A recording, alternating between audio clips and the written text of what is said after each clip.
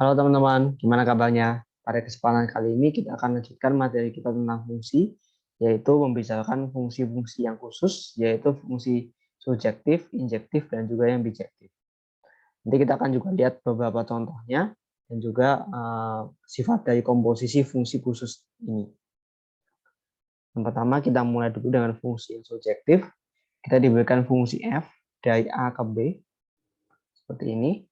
Kemudian kita lihat pengertian fungsi surjektif adalah jika untuk setiap B di kodomen itu terdapat A, anggota A, sehingga FA-nya sama dengan B. Jadi, sekali lagi, untuk setiap F itu subjektif jika untuk setiap B anggota B terdapat A kecil anggota A, sehingga FA sama dengan B. Sebagai ilustrasi, kita lihat di dua kotak ini, di kiri adalah himpunan A dan di kanan adalah himpunan B. Objektif itu berarti setiap kali kita ngambil B di sini, itu pasti akan terdapat A kecil anggota A, sehingga A kecil dibawa ke B oleh F. Ini B sama dengan FA. Gitu. Nah, jadi benar-benar setiap kali kita ngambil di kodomen pasti akan ada anggota domain yang mana mereka berkawan. Nah, itu ilustrasi fungsi yang surjektif. Nah, di sini perlu digarisbawahi bahwa kuantor terdapat di sini itu memiliki makna yang penting ada satu anggota domain yang dipasangkan dengan anggota di kodomen. Jadi tidak masalah ketika saya juga punya A1 di mana A1 dibawa ke B. Nah, itu tidak masalah. Fungsi ini tetap subjektif karena di sini hanya ada kata terdapat. Yang penting ada satu minimal gitu ya. Jadi ada lebih dari satu tidak masalah. Oke, itu untuk yang subjektif. Selanjutnya kita lihat yang injektif. Ya, fungsi F itu dikatakan injektif jika untuk setiap dua anggota A, yaitu A dan B, dengan peta mereka sama, yaitu FA sama dengan FB, maka berakibat A sama dengan B. Nah, ini mungkin kalau melihat pernyataan ini masih agak sulit ya mencernanya. Kita lihat dari kontrol posisinya, yaitu jika A tidak sama dengan B, maka FA tidak sama dengan FB. Nah, di sini kita lihat ilustrasinya. Ini A, ini B, ini FA, ini FB ya.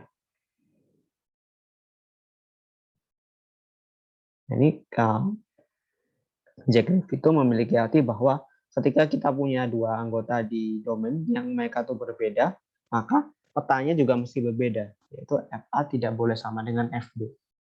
Nah, itu ilustrasi untuk fungsi yang injektif.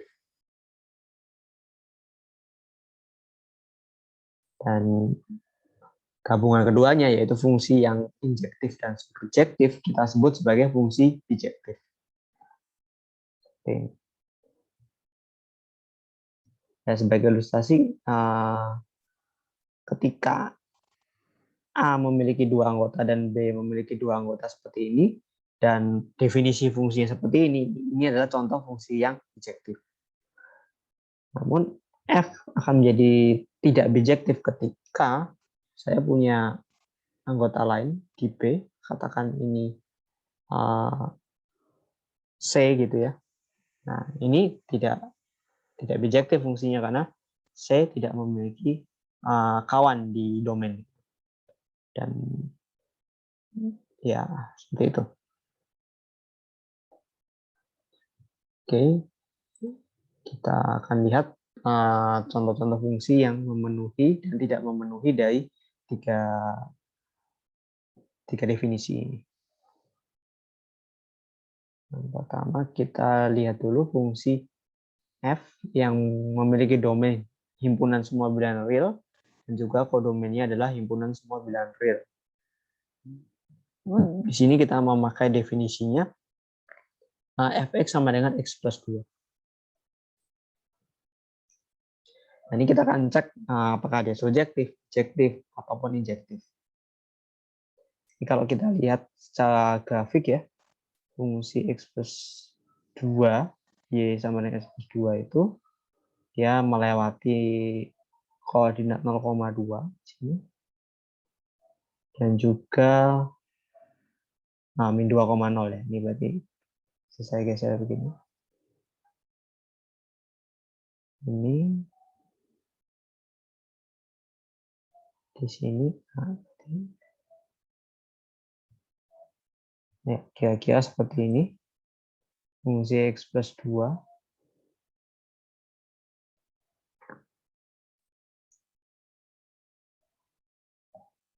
Nah, kita akan coba tunjukkan apakah dia memenuhi subjektif ataupun injektifnya. Kita mungkin mulai dulu ya dari subjektif. Kita cek subjektif atau tidak.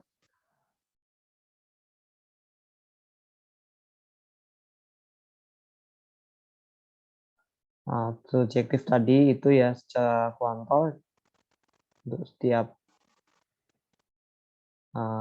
B di kodomennya R. Nah, sama ya, kodomennya sama yaitu R.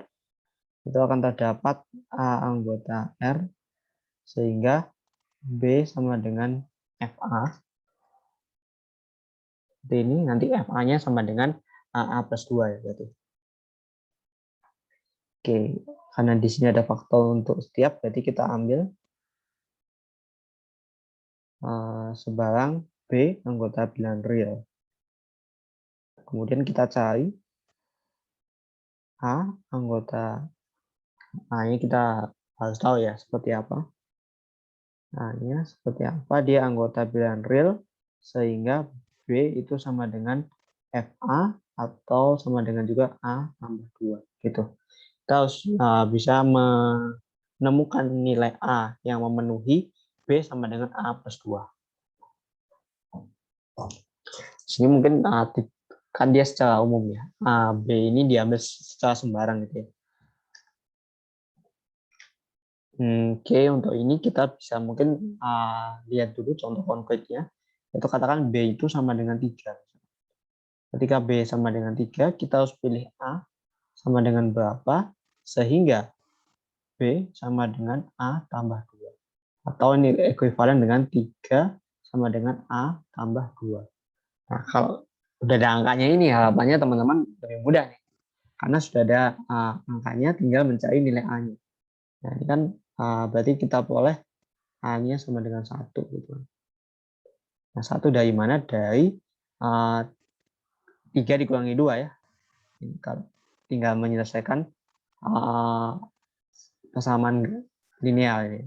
Sama satu variabel ini ya.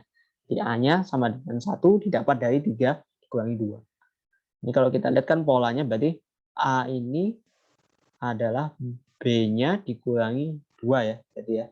3 ini kan mewakili B. Ini B ini min 2. Nah, berarti dari apa namanya? Kalau kasusnya 3 ini kita udah dapat polanya yaitu B min 2. Nah, sekarang dari kasus khusus ini mungkin coba kita terapkan di A-nya ini. Gitu. Jadi begitu ya, kalau kita ada kesulitan mencari nilai A-nya, kita coba lihat dari polanya. Jadi kan kalau kita kembali ke sini, yang B sama dengan A plus 2, itu kan nilai B-nya sudah diberikan.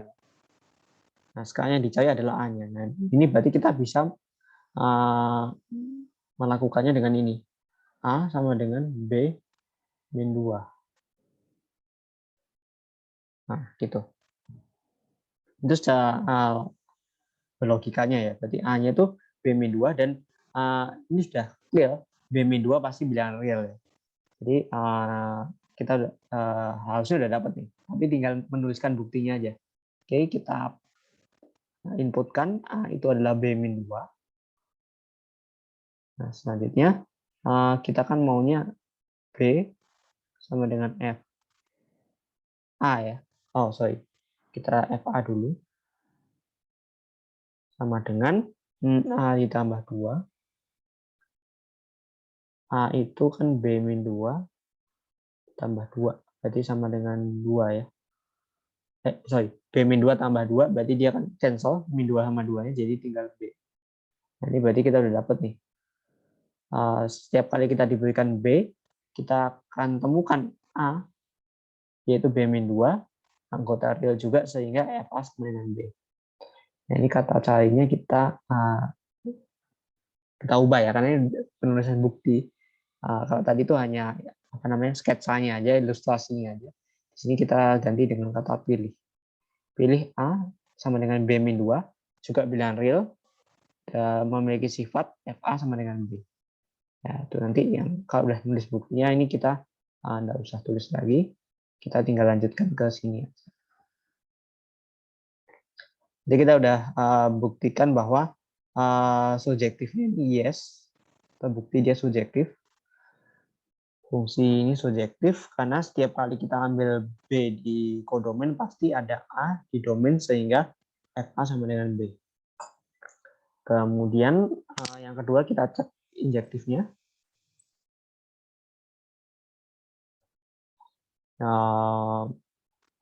Oke.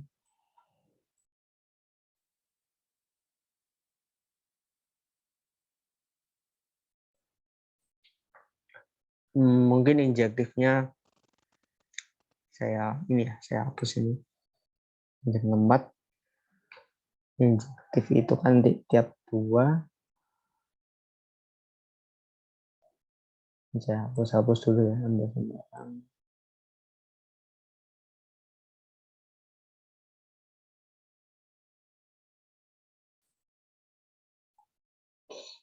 Cek injektif ya.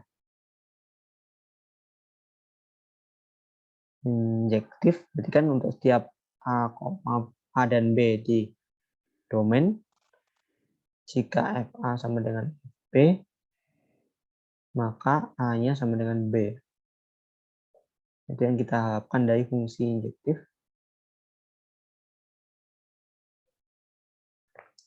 Oke, di sini ada kuantor untuk setiap ini ya. Berarti kita ambil sembarang A, B di R. Kemudian ini kan kita membuktikan pernyataan jika maka ya. Berarti kita asumsikan kondisi ini terpenuhi, yaitu ambil ini dengan FA sama dengan FB. Terus nanti kita akan menunjukkan apakah A sama dengan B. Ini yang mau kita sidik ini, yang masih tanda tanya. Apakah A sama dengan B? Oke, kita coba gerak dulu. Di sini kita punya FA sama dengan FB. Berarti kan kita boleh FA itu kan A tambah 2 sama dengan B ditambah 2 ya. Ini. Kemudian target kita kan A sama dengan B. Ya, ini sebenarnya tanda tanya ya. Bisa tidak harus dipenuhi. Nah, di sini kalau kita lihat, jika mau disederhanakan, setiap luas ditambah min 2, sama-sama tambah min 2, seperti ini. Tambah min 2 di sini. Itu tetap sama dengan ya, karena kedua luas dijumlahkan oleh bilangan yang sama, sehingga diperoleh ini ekuivalen dengan A sama dengan B. Ini 2 sama min 2-nya sama-sama cancel ya. Jadi dapat A sama dengan B.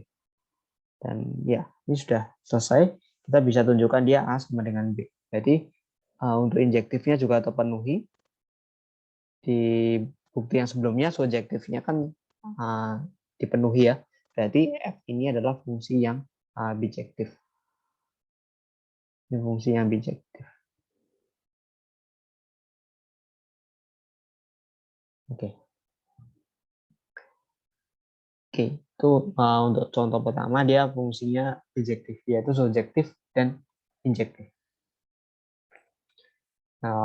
Nanti secara umum teman-teman bisa coba secara pribadi fx dengan x tambah k, di mana k-nya ini kita abaikan dulu ya. Sebelum buktikan k-nya kita abaikan dulu.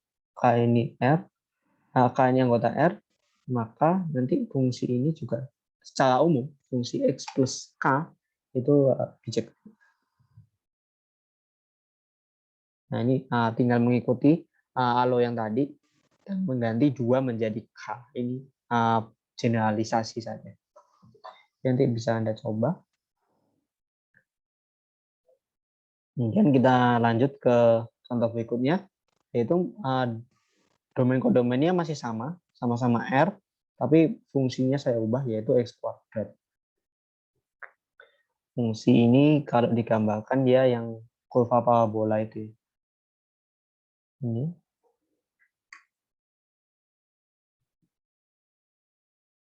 Kurva parabola ya, menghadap ke atas, melewati 0,0. Di sini 0,0. X kuadrat tuh membuka ke atas.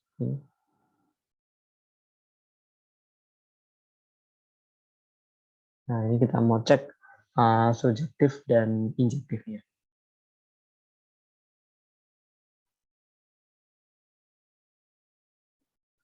Oke. Mungkin dari gambarnya sudah ada informasi yang bisa kita dapatkan ya, bahwa fungsinya tidak mungkin di bawah sumbu X atau tidak mungkin negatif ya. Ini gambarnya udah jelas, dia paling kecil di 0, terus lainnya itu sudah di atasnya sumbu X atau sudah positif gitu ya. Jadi secara grafikal ini kelihatan bahwa ada nih anggota di kodomain yang tidak punya kawan di domain. Jadi ini kan karena kodomainnya itu seluruh bilangan real, pasti memuat bilangan negatif kan.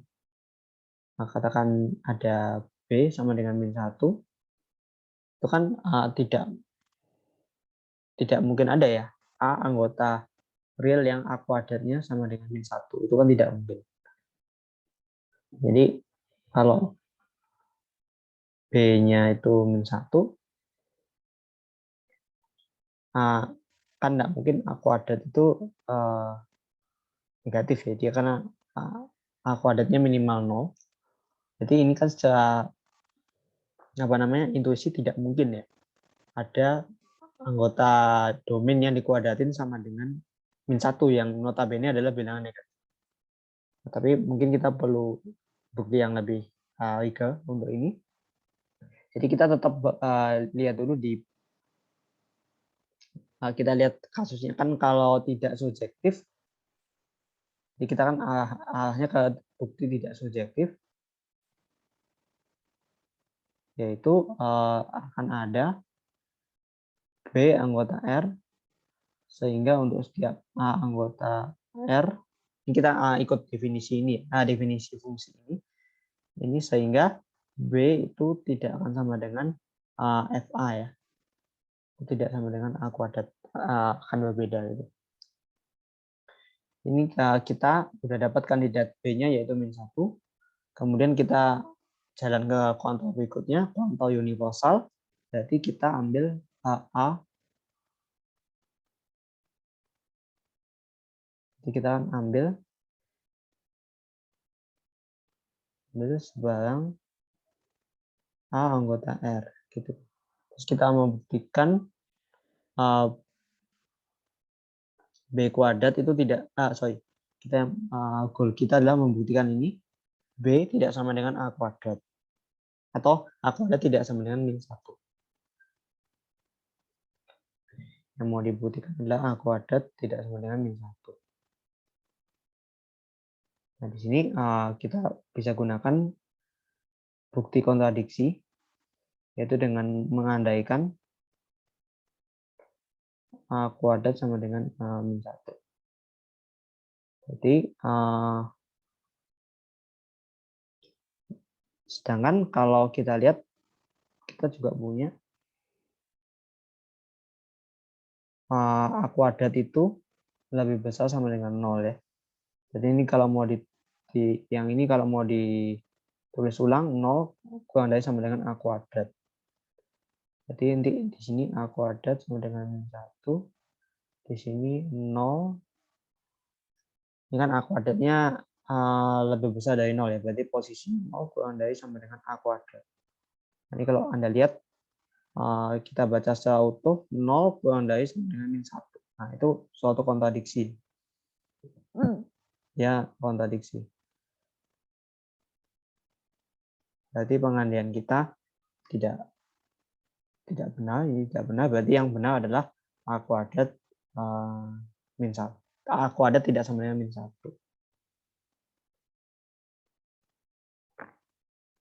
Ini bisa kita buktikan A kuadrat tidak sama dengan min 1. Nah, ini berarti menandakan fungsinya tidak subjektif karena B yang sama dengan min 1 tidak punya kawan di domainnya. Dia tidak subjektif.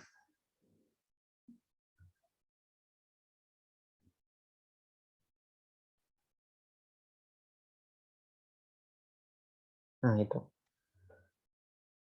Oke, selanjutnya yang bisa kita cek adalah keinjektifannya.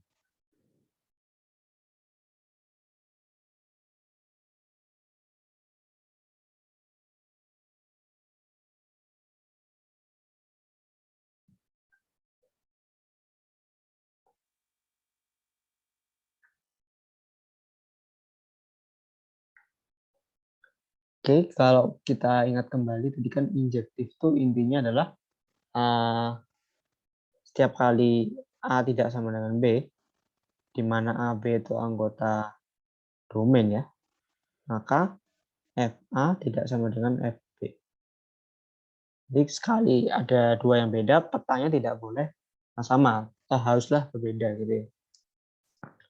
Ini kalau kita lihat secara kasat mata, di sini dan di sini itu ada nilai yang sama ya. Katakan ini di 1 gitu. Nah, di sini kan kalau kita tarik garis mendatar, di sini ada kena, di sini ada kena. Nah, di sini yang pasangan berarti kan ini min 1 sama 1 ya. Nah, ini kan kalau kita lihat min 1 sama 1 itu dua nilai yang berbeda tapi petanya sama yaitu 1. Nah, ini sudah menandakan dia tidak injektif. Gitu. Nah, karena tidak injektif itu kan definisinya gini.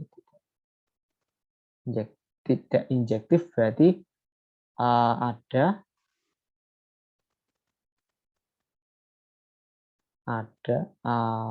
B anggota R di mana FA-nya sama dengan B tetapi A-nya tidak sama dengan B. Nah, ini kita udah lihat dari yang min 1 sama 1. Nah, itu. Jadi kita bisa ambil contohnya yaitu A-nya sama dengan min 1, B-nya sama dengan 1, sorry. FA-nya sama dengan FB, tetapi A tidak sama dengan B. Nah, tadi fungsi ini tidak injektif berarti. Nah, dia juga tidak subjektif.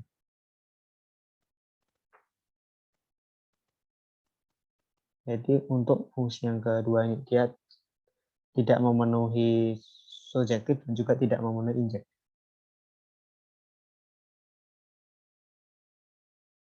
Nah, jadi secara umum itu bisa bergantung pada injektif, subjektif itu bergantung pada domain kodomain serta definisi dari fungsinya. Oke, itu dua contoh pertama kita. Selanjutnya kita lihat contoh yang ketiga, yaitu fungsi f.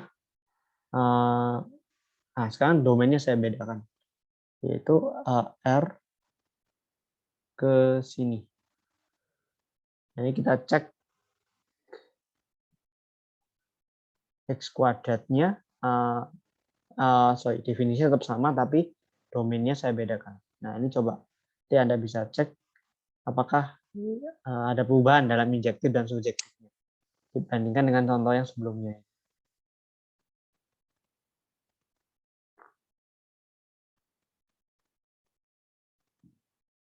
Oke, Anda lihat ya.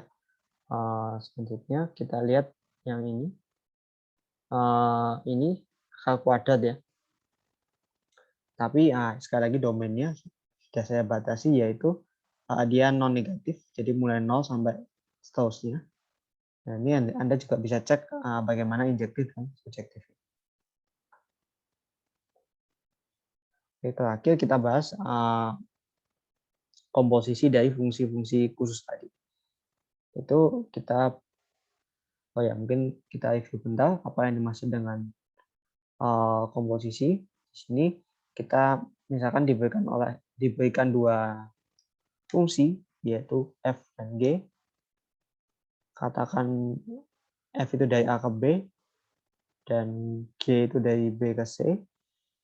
Maka kita bisa definisikan g bundaran f dikenakan pada x, di mana x ini anggota dari a, itu sebagai seperti ini. Jadi ini x yang anggota a, g bundaran f dikenakan x itu sama dengan g dikenakan ke fx gitu. Nah, ini definisi dari komposisi. Nah, saat ini kita lihat kalau f dan g-nya memiliki sifat khusus, subjektif, injektif, dan objektif, bagaimana pengaruhnya terhadap hasil komposisinya. Di sini yang pertama, ketika keduanya subjektif, maka komposisinya juga subjektif. Ketika keduanya injektif, maka komposisinya juga injektif. Dan yang terakhir, ketika kedua-duanya bijektif, maka komposisinya juga bijektif. Gitu. Nanti kita akan lihat buktinya. Namun untuk bukti ini saya akan menggunakan OneNote ini ya, supaya memudahkan. Jadi di sini kita diberikan F dari A ke B, mungkin saya langsung ini deh, langsung gambar himpunannya gitu ya, ya memudahkan. Gini, saya ambil F, A, B, C gitu.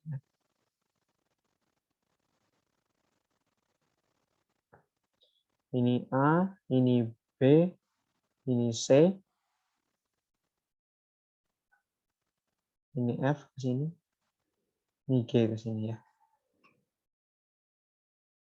Jadi kalau kita punya A di sini, nah ini kan FA-nya katakan di sini, terus oleh G lagi di bawah ke sini, itu GFA. Nah itu nanti sambungan dari A langsung ke sini itu yang kita sebut sebagai ini G komposisi FA gitu ya. Seperti itu. Itu ilustrasi. Oke, kita mulai dari yang pertama, yaitu mereka berdua sama-sama subjektif.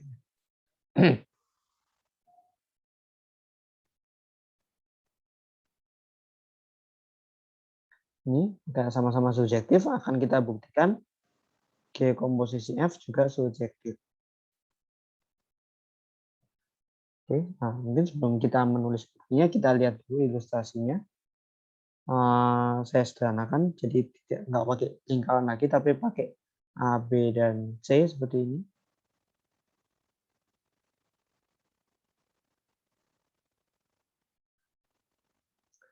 Oke, kalau membuktikan subjektif, berarti kan ekuivalen membuktikan untuk setiap C di C ya, karena kan G bundaran F itu fungsi yang memiliki domain A dan kodomain C. Berarti untuk subjektifnya kita ambil C kecil di himpunan C, itu harus terdapat A, anggota A, sehingga C itu adalah G bunda F kenakan ke A gitu. Ini yang kita mau tuju. Jadi kan kita awali dengan mengambil C di C, katakan C kecilnya itu seperti ini. Kemudian kita harus cari di sini ada nggak A sehingga A itu dibawa oleh G bundaan F ke C gitu ya. Nah, ini kita lihat F dan G-nya sama-sama subjektif. Dengan demikian karena G ini subjektif, tadi kan pasti ada B kecil di sini sehingga mereka berkawan ya. C itu adalah GB seperti itu. Kemudian sekali lagi pakai kesubjektifan dari F, karena F itu subjektif berarti kan setiap B di sini pasti punya kawan di A. Jadi untuk B yang ini kita punya A di sini sehingga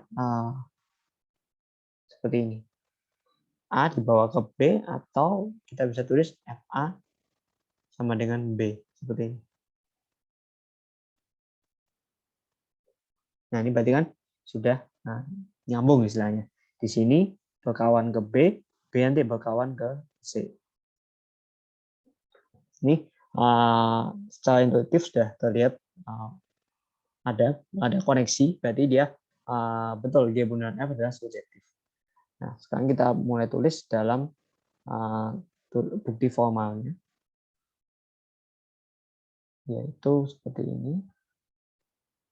Kita dahului dengan mengambil C di C besar, ambil sembarang C di C besar, kemudian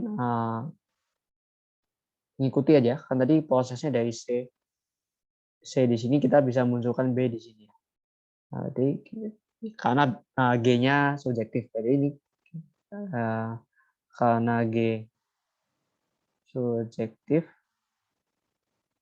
akan terdapat B anggota B sedemikian sehingga C adalah GB ya. Ini kemudian tadi dari B di sini karena F itu subjektif kita punya A sehingga FA sama dengan B. Jadi di sini kita tulis lagi karena F itu subjektif maka terdapat A anggota A sedemikian sehingga B itu adalah FA.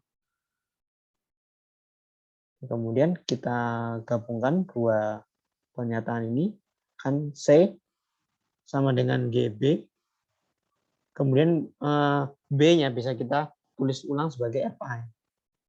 Oke, FA, dan ini dari notasi komposisi, itu kan sama dengan G bundaan FA.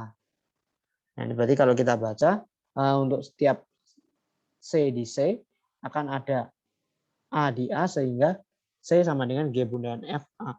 Nah, ini menandakan bahwa G bundaan F itu adalah fungsi yang subjektif. Jadi G bundaan F itu subjektif.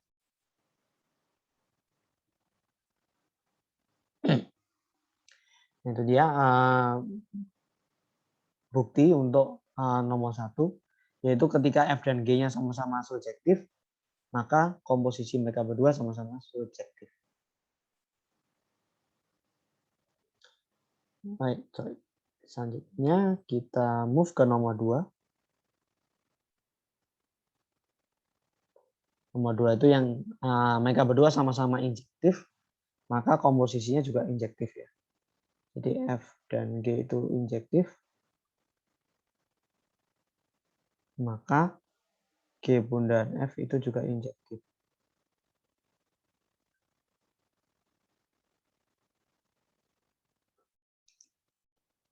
Injektif berarti untuk setiap A dan B di A ya. Ketika G bundaan F A sama dengan G bundaan B. G bundaan F B, maka berimplikasi A sama dengan B. Nah, itu kan definisi dari fungsi injektif ya. Jadi di sini kita awali dengan mengambil A, B di A dengan mempunyai sifat ini, dengan G bundaran F A sama dengan G bundaran F B. Seperti ini. Ini kalau dimasukkan di definisi komposisi berarti G F A sama dengan G F B ya. Oke. Yang kita mau tuju adalah A sama dengan B. Di sini kita punya dua hal yang diketahui, yaitu F dan G sama-sama injektif. Ini kita lihat yang depan ini kan G. G di dalam kurung itu kan FA sama dengan FA dan FB ya. FA, kalau kita perhatikan FA dan FB itu keduanya sama-sama berada di B. Dia ada di yang himpunan yang tengah yaitu B. Sedangkan G kita itu dari B ke C ya. Dengan GFA sama dengan GFB. Oke, karena FA dan FB itu berada di B dan G itu dia injektif, maka FA akan sama dengan FB ya. Karena G itu injektif, maka mengingat FA dan FB itu sama-sama anggota B, berarti nilai FA akan sama dengan nilai FB. Nah, kita dapat sampai di sini. Kemudian kita udah pakai G-nya injektif, yang belum kita pakai adalah F. Ini karena F-nya injektif, maka udah clear ya dari fungsi ya, definisi fungsi injektif ya, kita boleh A sama dengan B.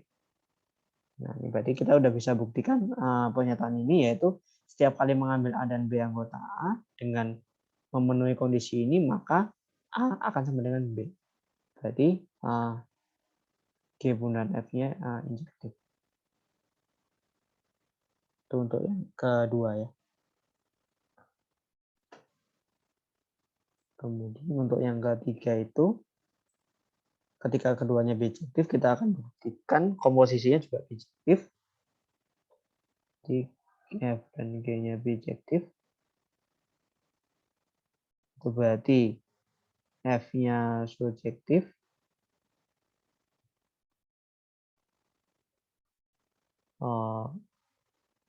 F-nya, F dan G-nya ya surjektif ya. Ini langsung ditulis lengkap aja. F dan G-nya surjektif. Lalu mereka juga sama-sama injektif. Gitu ya.